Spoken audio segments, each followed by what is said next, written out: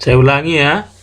Subordination apa? Mengubah salah satu dari klausa yang ada menjadi subordinate element melalui penggunaan sebuah subordinating conjunction, ya, atau relative pronoun. Artinya bisa conjunctionnya because, although, bisa juga dia relative pronoun. Relative pronoun ini menggunakan that, ya. Coba apa saja menggunakan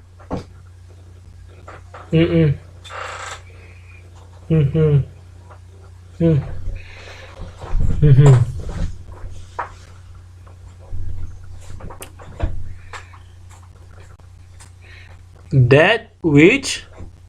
Coba satu-satu biar diingat.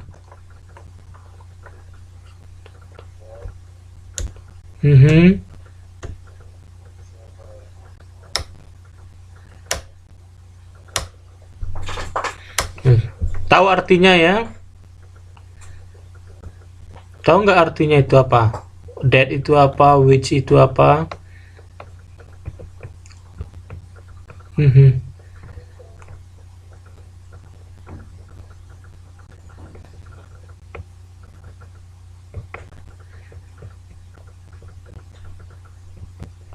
Ayo coba Mas siapa nih, saya Rahmat, coba diterjemahkan dulu arti that, which, whichever.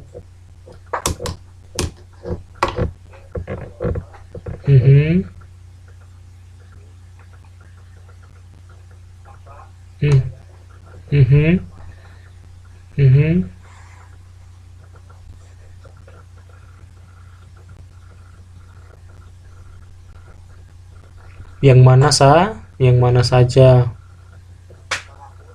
Yang manapun, yang mana saja.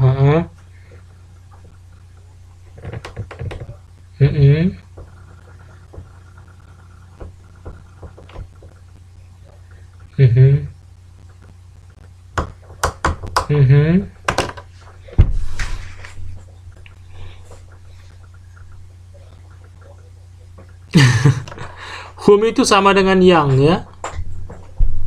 Yang, maka whom juga artinya yang mana saja. Whose, whose, iya, iya, cuman whose itu dipakai untuk kepunyaan gitu ya, atau kepemilikan. Of which juga seperti itu, sama ya. Cuman of which dia untuk animal or thing. Oke, tadi katanya apa? Mengubah salah satu dari klausa. Mengubah salah satu, ya. Ingat, mengubah salah satu dari klausa yang ada menjadi subordinate elemen yang tidak dapat berdiri sendiri. Oke, sekarang coba lihat contoh pertama. Although Agus, perhatikan ya. Although itu artinya apa? Walaupun, meskipun, ya. Although. Iya. Selain although ada juga even though. Ada juga though. Ya, sama. Kalau though, hilangkan aja all-nya. Tapi kalau even though, tinggal tambah even. Tahu even kan? Even. Iya, even. Dibaca even. Iya, benar. Tapi digabung dengan though-nya, jadi even though. Sama, tulis even. Ini di buku ada kan? Iya.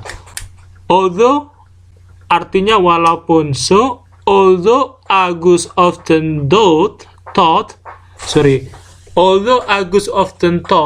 about going to China, he never talked to his friend about it. Sekarang kita ganti, ya. Agus never talked to his friends about going to China because he was afraid they will make fun of him. Artinya mengubah salah satu dari klausa yang ada menjadi subordinate element yang tidak dapat berdiri sendiri.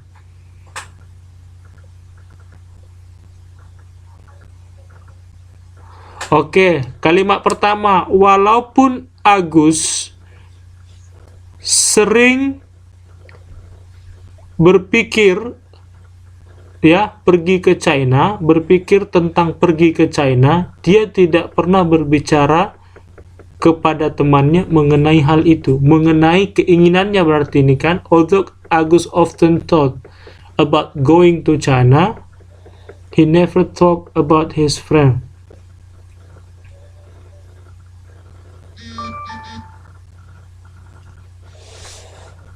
Ya, yang kedua, Agus never talk to his friends. Ya, Agus never talk to his friends about going to China. Agus tidak pernah mengatakan kepada temannya tentang atau mengenai ke China, berpergian ke China, karena dia takut dia akan menjadi bahan tertawaan. Ya. Karena dia takut mereka akan membuat dia menjadi bahan tertawaan, make fun of him. Yang ketiga, Adi who, artinya Adi yang, who itu artinya yang, ya. Jadi kan kita selalu gunakan yang, lelaki yang berdiri di depan kamu adalah teman saya, kan gitu. Berarti siapa yang berdiri di depan kamu? Lelaki, kan gitu. Maka dalam bahasa Inggris penggunaan yang itu adalah menggunakan who, ya, menggunakan who. Maka Adi, who is Agus' brother, kan gitu, told Agus to go to China no matter what his friends said. Oke, jadi bisa diganti-gantikan kata-katanya kan dengan menggunakan conjunction yang berbeda. Sebagai contoh, ya, 3 kalimat di bawah ini. Although Agus often, ya penting intinya bahwa dari he never talk to his friends about it. Oke? Jadi kan yang kalimat pertama apa? Walaupun Agus sering berpikiran pergi ke Cina, dia tidak pernah mengatakan hal itu kepada temannya. Itu yang pertama. Yang kedua diganti lagi. Agus tidak pernah mengatakan kepada temannya tentang pergi ke Cina karena artinya conjunction-nya sudah berganti belum? Sudah. Artinya bahwa kalimat itu bisa saja digunakan atau diganti dengan conjunction yang berbeda. Bisa? Ya, nanti kita lihat bagaimana di kalimat, ya, bentuk-bentuknya. Oke, titik koma dapat menggabungkan dua independent clause dengan atau tanpa bantuan suatu conjunctive adverb atau transitional expression seperti however, arti however, atau namun, ya. Moreover, lagi pula, ya. Nevertheless, namun, ya. Nevertheless itu sama dengan however. Kemudian consequently, akibatnya sama dengan as a result. Iya. As a result. Maka titik koma dapat menggabungkan dua independent clause katanya. Titik koma dapat menggabungkan. Maka coba kita lihat dulu contoh ini. Setiap ada titik koma, bisa nggak digabungkan dengan conjunctive adverb? Contoh pertama, tolong dibaca. Whoever.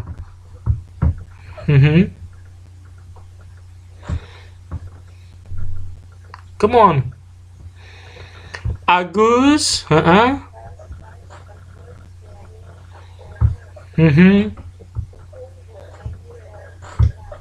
Oke, sekarang kita gabungkan.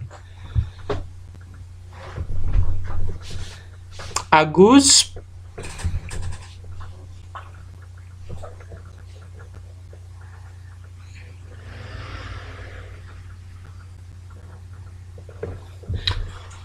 Oke, ya.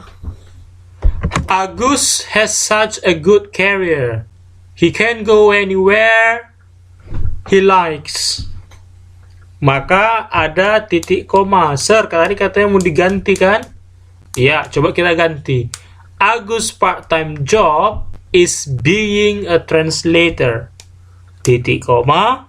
In addition. In addition itu sama dengan additionally atau sama dengan moreover. Maka he clearly enjoys it sebagai tambahan. In addition. In addition itu termasuk conjunctive adverb enggak? Termasuk. Catat ya. Iya, mana tahu nanti kamu ujian atau ini juga bisa menjadi apa kan? Hal baru sama kamu. Udah? Kemudian yang ketiga, she saw 3 men. Titik koma. Jamie, who came from New Zealand, John, the milkman's son, and George, a gaunt kind of man. Ya, digabungkan kan? Tadi dibilang titik koma bisa digabungkan dengan conjunctive adverb. Perhatikan bukunya. Sekarang saya tanya, conjunctive adverbnya yang manakah dipakai untuk menggabungkan kalimat yang banyak itu?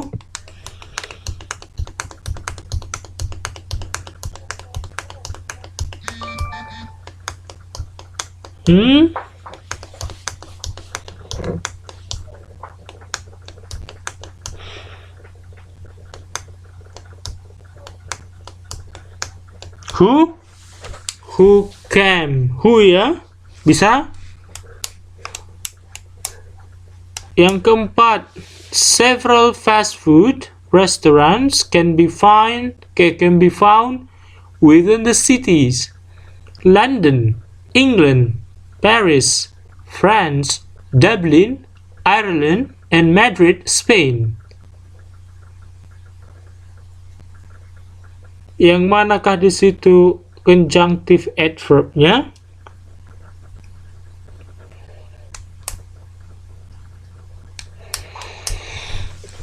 Within itu, apakah itu conjunctive adverb?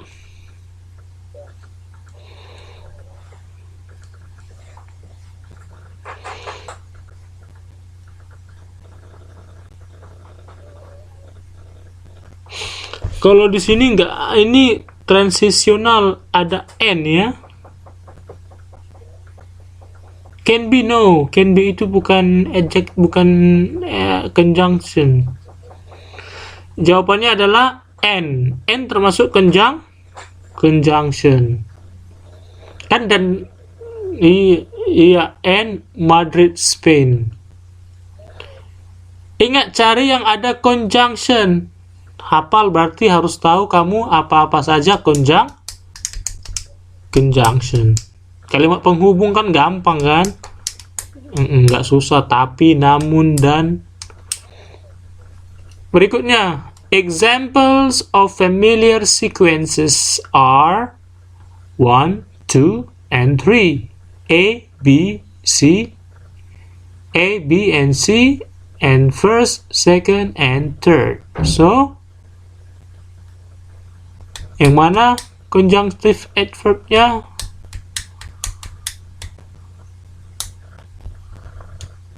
Okay, N. She stood at the edge, but then decided otherwise.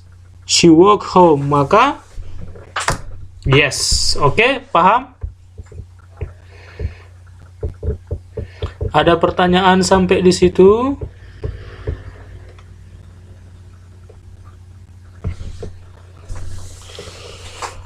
Oke.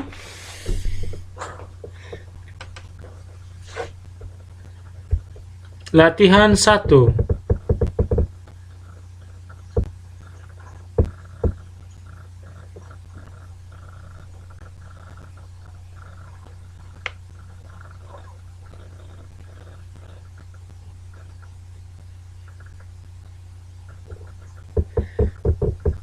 Coba perhatikan latihan 1. Maka kita ambil nomor 2 langsung, nomor 2.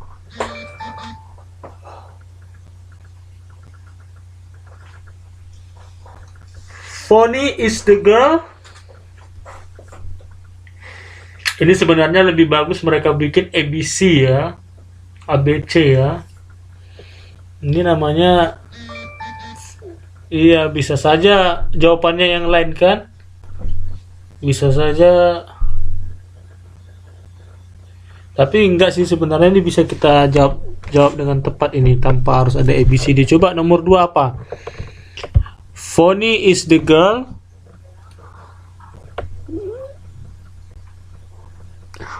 Iya, who. Whom tak bisa ya, karena whom harus ada subjek. Seperti contoh nomor 1, whom I met. Nggak bisa whom met kan, nggak bisa kan whom met. Whom met yang bisa adalah who. Ya whom I met, atau kalau mau dihilangkan subjeknya menjadi kalau dihilangkan subjeknya menjadi who met ya, maka who got ya. Give it to, berikan itu kepada. Who deserve atau whomever deserve it.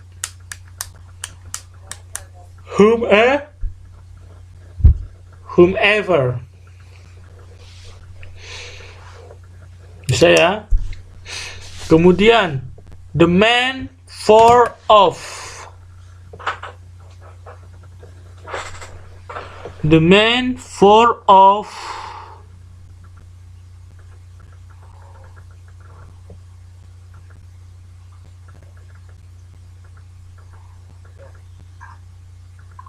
Iya, that bisa ya. That bisa juga karena whom, who, iya bisa. That tidak salah ya. That juga bisa. That juga bisa. Iya. Nggak salah itu ya. That juga bisa. Cuman ada juga yang lebih tepatnya, yaitu whom ya. That nggak salah. Were indicted for war crime ya. Whom atau that.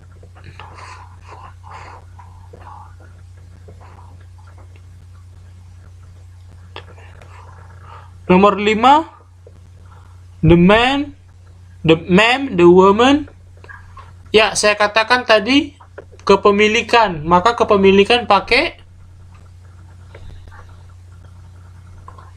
whose.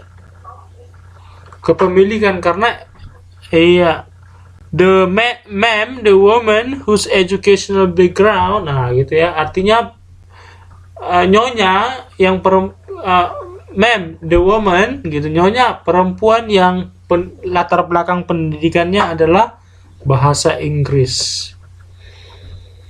Kemudian, I don't know bag it is. Saya tak tahu.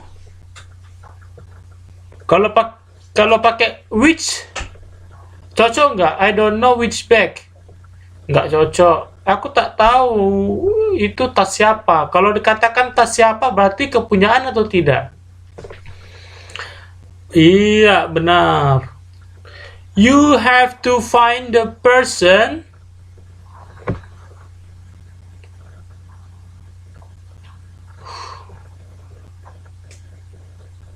Who did it? Yes, benar ya. We must give him, kita harus memberikan dia, titik-titik, dia.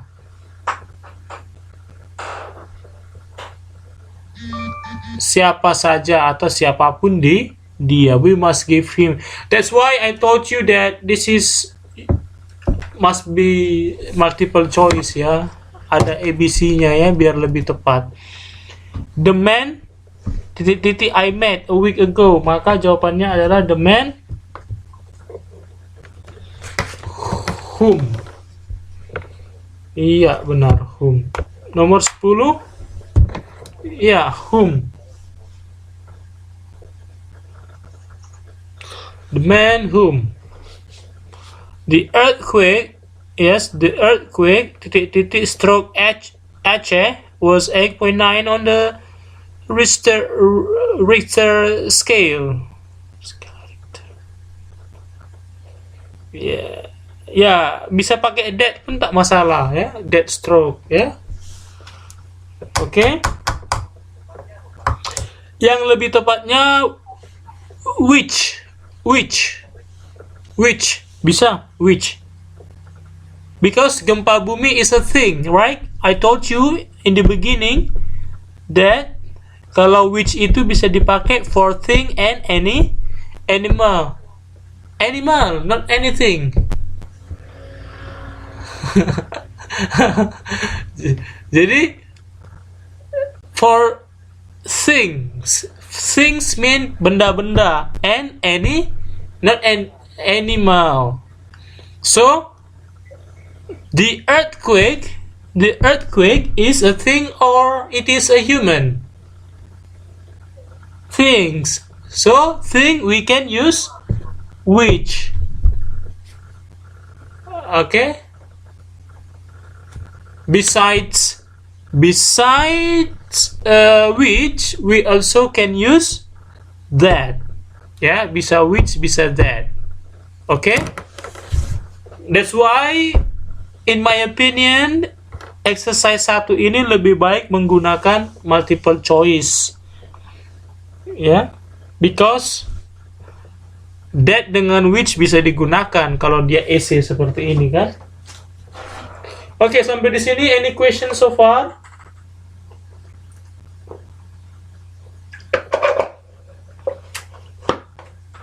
Ya, nanti kita akan lihat di contoh-contoh berikutnya. Coba perhatikan yang berikutnya. Kita selesaikan dulu mengenai teorinya, baru kita masuk ke exercises ya.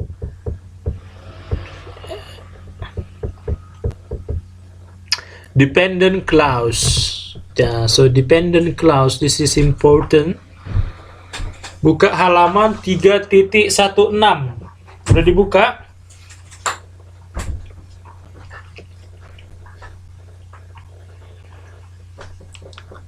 Oke, perhatikan di situ 3.16. Ya, ini ada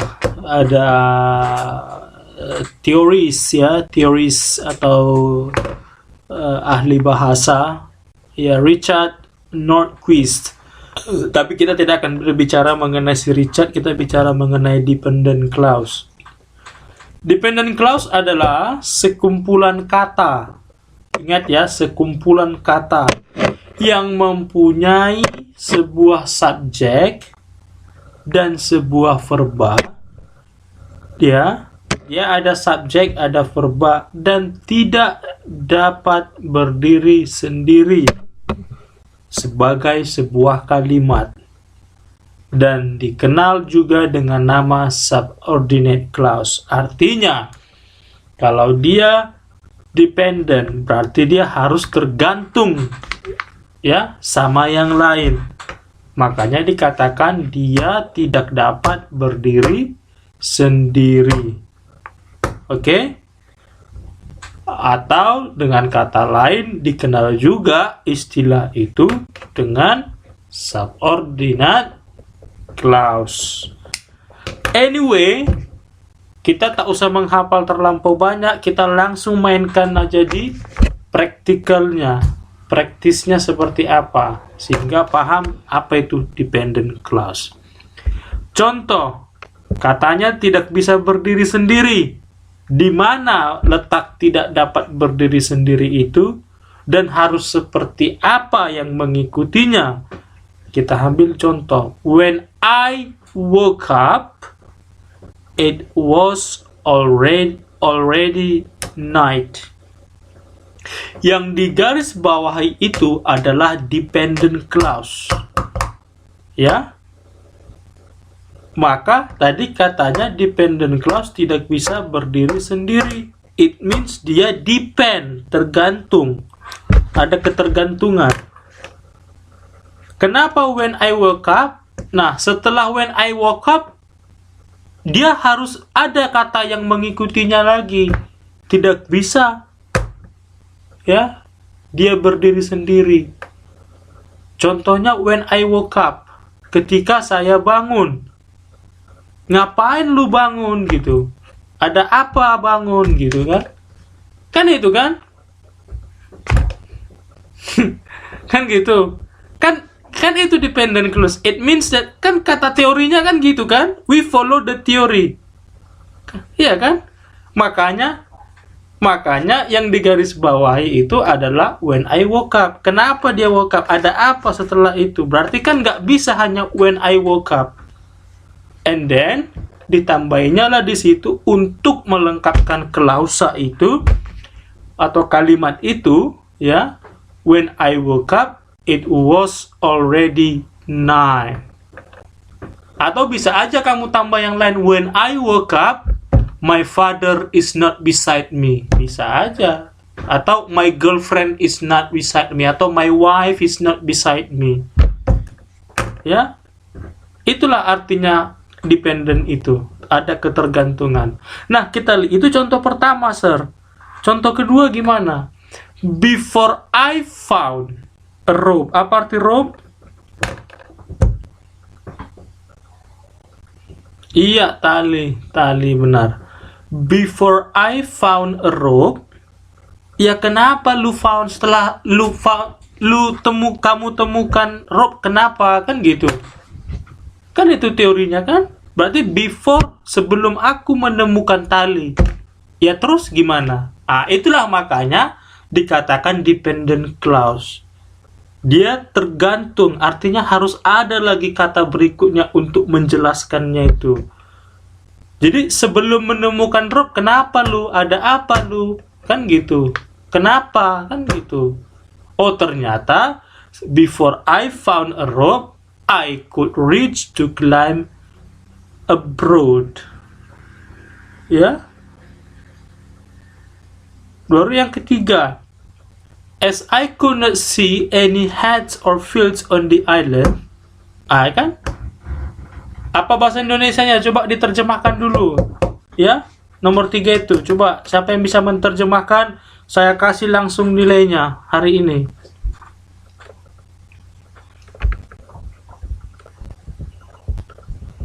Siapa yang bisa? Langsung namanya. Ayo terjemahkan.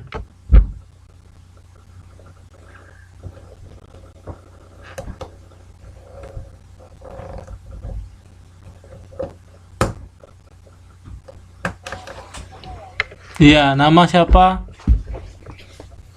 Yes, langsung Amini.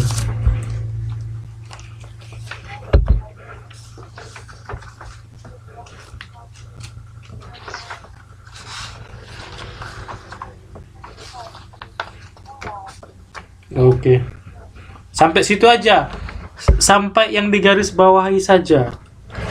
Coba diulangi sekali lagi.